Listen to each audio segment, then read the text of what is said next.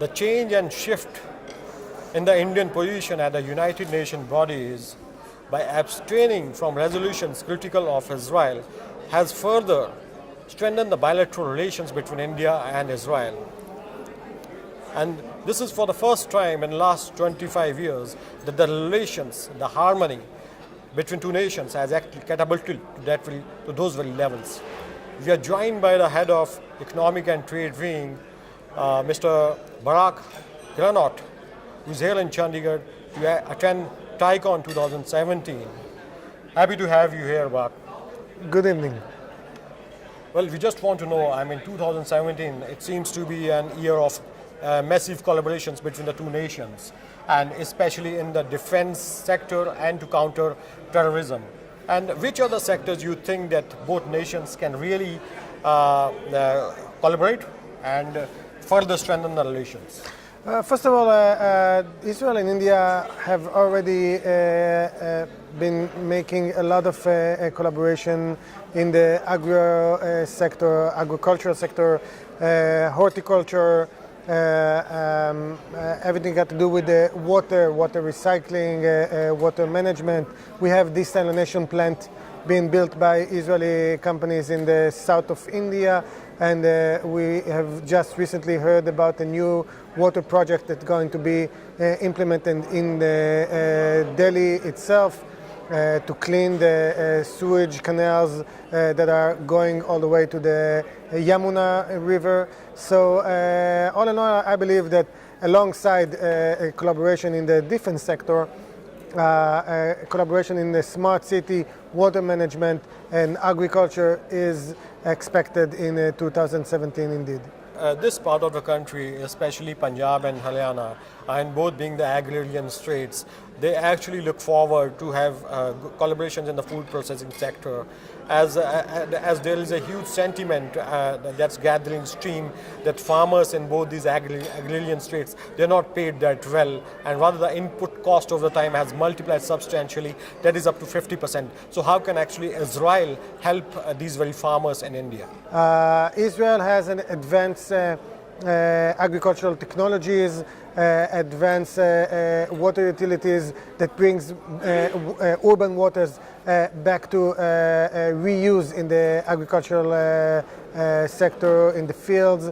But those solutions are not necessarily perfect for the Indian needs. So at the end of the day, we need to explore one by one, take case by case and see what sorts of solutions, technologies, innovative ideas, collaborations in Israel are suitable for the needs of India. There are no copy-paste solutions. Here, the problem is that the water level, it has gone down by 200 meters, which is a huge challenge. And though the state is having 5 rivers, and with the sentiment on riparian rights going to the Supreme Court, the water crisis, they actually seems to be a big problem before the farmers. So how can Israel help with this? The weather conditions and the challenges that some parts of India is facing is pretty similar to the challenges that Israel has suffered for many, many years. We have become world experts in water recycling, with water harvesting, water management methods, managing water reservoirs, and making sure that the quality of the water remained as good as it was when it came down from the sky. So that's one aspect that we can maybe contribute and share our expertise, technologies, know-how with our Indian counterparts. In the agricultural sector, Israel has already built and operated 16 Center of Excellence, aiming for over 26 Centers of Excellence in the upcoming years.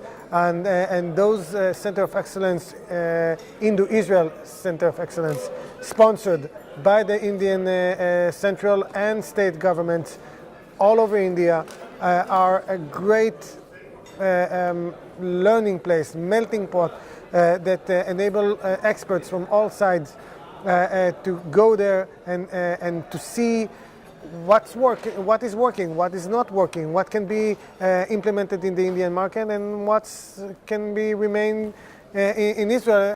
The BJP-led government at central is very aggressive on the national security issues, and the Prime Minister Narendra Modi, he has himself praised and compared the Indian army to that of Israeli army. Where do you see this collaboration heading in regard to the business? Israel and India are sharing the same, or not the same, but similar challenges in the defense and homeland security aspect as well. My team and I at the Economic and Trade Mission at the Embassy of Israel are not dealing with defense issues and matter, but we are encouraging collaboration and growing partnership with everything that got to do with homeland security and cyber security solutions.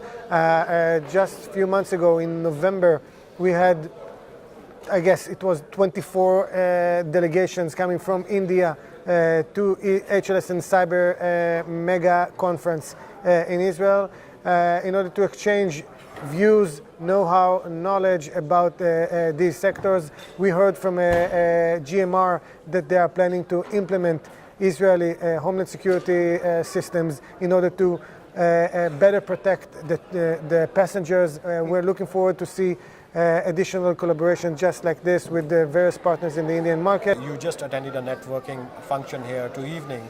So what kind of request from entrepreneurs, or what are they seeking for from Israel? When we're talking about Israel, which is in population terms a third of Delhi, and size terms it's about the size of Mizoram, of course our manufacturing capability and our capacity to handle and promote a variety of sectors is limited. We are doing our utmost to encourage Indian companies and decision makers to visit Israel, to learn from our experience, maybe even to buy Israeli technology and bring it into India and sell it to the whole wide world.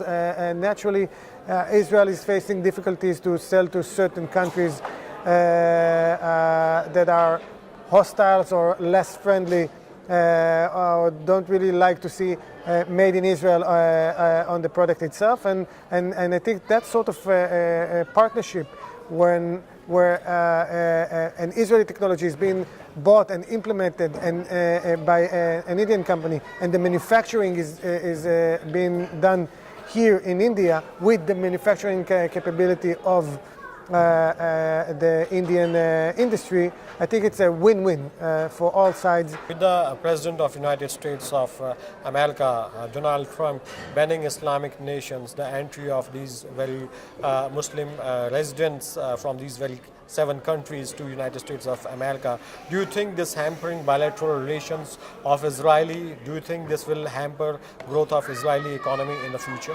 I wouldn't like to comment on the internal affairs of a friendly country like the US, where the relationship between the Prime Minister Netanyahu and President Trump appear to be blooming and highly positive, and we're looking forward for a growing relationship and partnership, even stronger partnership with the US, like we had in the past, and hopefully we'll have even better in the future. Perfect. Thank you so much for speaking to Economic Times. Thanks to have you here. Thank you very much.